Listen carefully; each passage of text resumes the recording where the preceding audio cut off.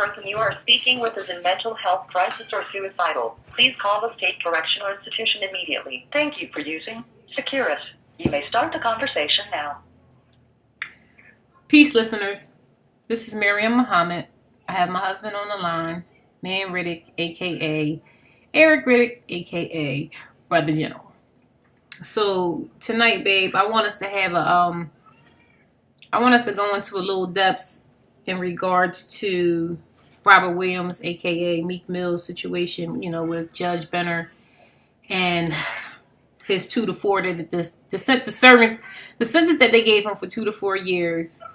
And, the controversy behind that, we have a lot of people who's angry with that situation, especially, kind of like, how would you feel since you're serving 26 years for a crime that you didn't commit, along with, like the DA firing all those employees, the juvenile lifers, the judicial system as a whole, basically.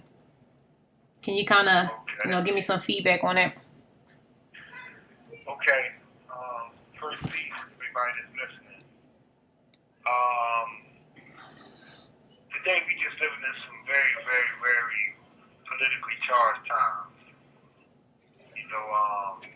Dealing with the judicial system as a whole, right?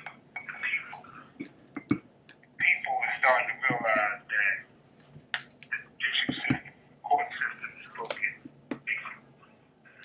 There's a lot of things going on in the media in regards to the court system, the Philadelphia court system, based off what happened to Robert Williams, or a.k.a. Meek Mill. Because of his stardom, he's getting attention that those unnamed victims of injustice is not able to get. That's not necessarily a bad thing. Sometimes the Creator allow things to happen to famous people to draw light on certain injustices that's going unnoticed because that injustice is happening to people that's pretty much unknown. The Meek Mill situation, I'm actually up here on the same block with him. I was able to read pretty much all his legal work. And, the judge that sentenced him to 2 to 4, Judge Brinkley, definitely abused her discretion. Part of the debate amongst the men in these institutions is basically, she had discretion to sentence him to 2 to 4. And my argument, my response to that is basically, yes, the judge may have discretion, but that discretion still has to be rooted in law. If anyone do an in-depth investigation on the Meek Mill situation, since he was in front of Judge Brinkley, he would see that her discretion is not rooted in law. This is a call from Pennsylvania State Correctional Institution, Chester. This call is subject to recording and monitoring. She actually abused her discretion because, again, the record would show that she went outside of the judge's role and took on a prosecutorial role when she sentenced him to 2 to 4. And keep in mind, she sentenced him to 2 to 4 in light of, or in spite of, Meek Mill's probation officer recommending that he continue on probation and not be locked up because he was doing well on probation. He was doing well on the provisions that was set for him regarding probation. And the district attorney chose not to oppose the recommendation of the probation officer. So the judge, and to keep in mind, this was accumulation. When she sentenced him to 2 to 4, that was after years of her stating on record things that's outside of her duties as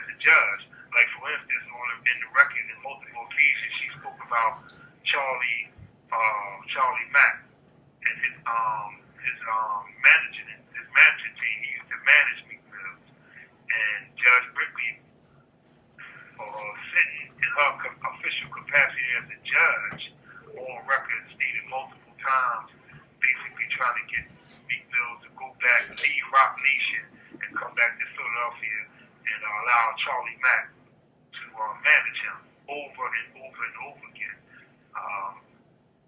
That's a violation in and of itself. That shows bias on her part for whatever reason. Absolutely. On 2 occasions, the judge even called Meek Mills to her chambers, knowing he had a lawyer, which is a violation. So again, there's many things, but I say that to say this.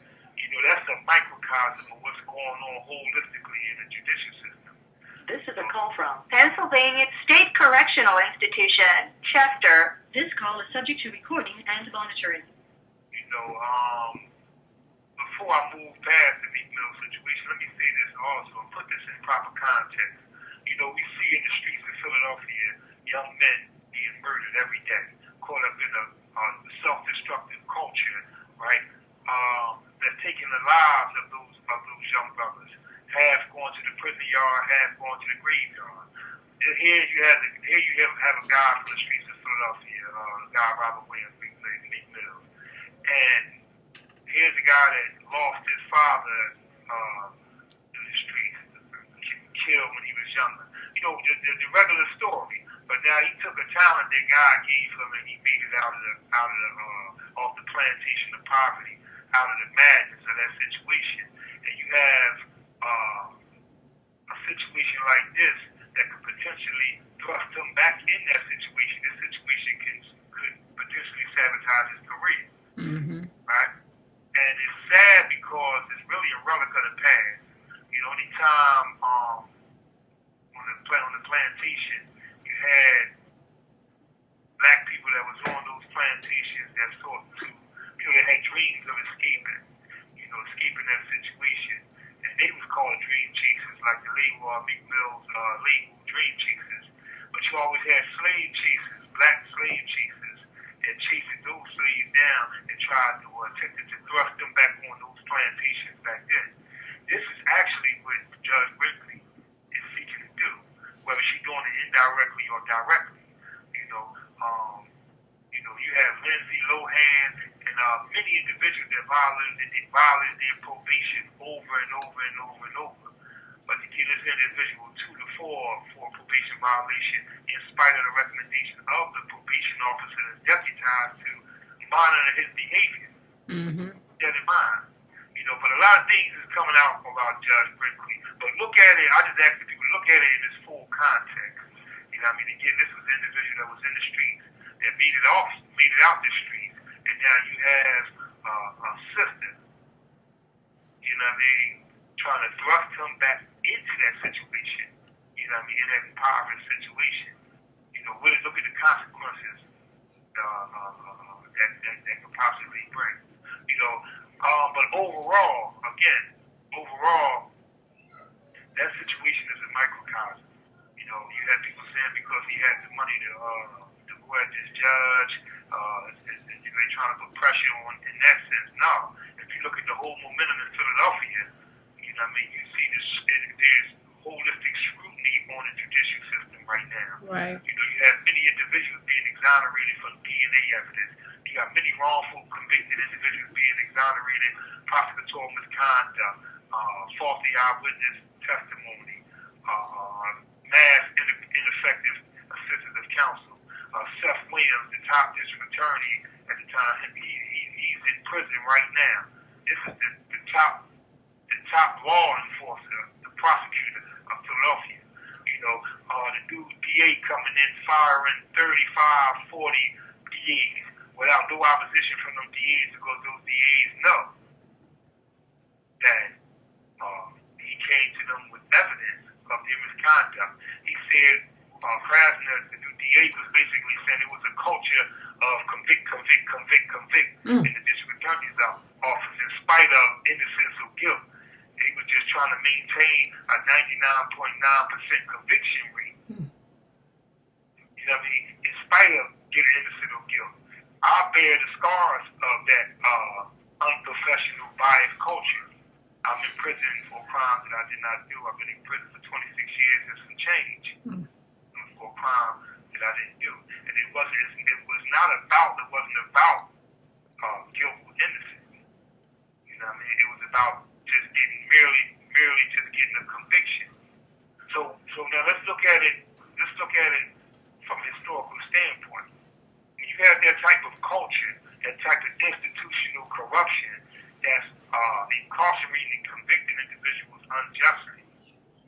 said one time in another interview, that means that convictions have now become the new slave ships, kidnapping fathers away from their children and their wives. Defecating them out in these plantations, these new concrete cotton fields called prisons. And that's the state that we live in. That's the state of the times that we live in. But the people are dissatisfied. Yes. One thing for sure, you have when justice is in season, it can't be nullified. And the universe is built on the principles of justice. So injustice can sustain itself in the universe that's built on justice. Even the brother Meek Mills, for example, I look at since he's been here on the block. This brother has multiple books. He's studying and he's modifying his mind so now he gets to go out there and take his platform, right, to a whole nother level. Shedding light not just on the broken judicial system, but period. All the things that's facing the people out there, all the detrimental things. And keep in mind, this individual got the ear of the street. The other young brothers in the street. The young brothers that's either gonna go to the prison yard or the graveyard if nobody don't fix that situation. So, like I told the brother, his mission is bigger than rapping on the microphone. And this situation is, one of the first things I told him is look for the lesson in this situation. Don't look at it as necessarily a bad thing or a loss. Look at it, and through the lens of at the end of every loss is a lesson. Right. Modify your mind while you're here so that you can be able to address more situations. And that's what's happening. That's what's happening.